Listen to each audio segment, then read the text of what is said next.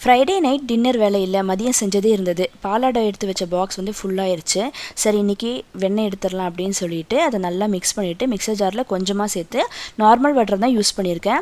Just நம்ம whisk பண்ணி எடுத்துட்டோம் அப்படின்னாலே இந்த க்ரீமி டெக்ஸ்சர் வரும். அதுக்கப்புறம் கொஞ்சமாக தண்ணி சேர்த்து விஸ்க் பண்ணிகிட்டே இருந்தோன்னா கொஞ்சமாக திரண்டு வர ஆரம்பிக்கும். அகைன் கொஞ்சம் தண்ணி சேர்த்து விஸ்க் பண்ணோம் அப்படின்னா இந்த மாதிரி வெண்ணெய் வந்து சூப்பராக திரண்டு வந்துடும். இது இந்த மாதிரி கையில் எடுத்து நல்லா தட்டிட்டோம் அப்படின்னா அந்த தண்ணி எல்லாமே கீழே போயிடும். இந்த தண்ணி வந்து நான் கீழே ஊற்றிடுவேன், யூஸ் பண்ண மாட்டேன். இந்த மாதிரி வந்து ஒரு 3 டைம் செஞ்சு எடுத்தால் எனக்கு இவ்வளோ வெண்ணெய் கிடச்சிருந்தது. இந்த வெண்ணெய் எடுத்த பாத்திரத்தெல்லாம் க்ளீன் பண்ணுறதுக்கு நல்ல சூடான தண்ணி எடுத்து இந்த மாதிரி ஊற்றி நல்லா அலசி ஊற்றிட்டோம்னா எல்லாமே மெல்ட் ஆகி போயிடும். அதுக்கப்புறம் நம்ம எப்போதும் தேய்க்கிற மாதிரி பாத்திரத்தை தேய்ச்சி கழுவிட வேண்டியது, நல்லா பளிச்சுன்னு ஆயிரும். கையோட கேஸ் ஸ்டவ்வும் க்ளீன் பண்ணிடலாம் அப்படின்னு சொல்லி ஸ்டார்ட் பண்ணிட்டேன். நான் நார்மல் விம் ஜெல் தான் யூஸ் பண்ணுவேன் கிச்சன் க்ளீனிங்க்கெல்லாம், வேறு எந்த லிக்விடும் யூஸ் பண்ணுறதில்ல.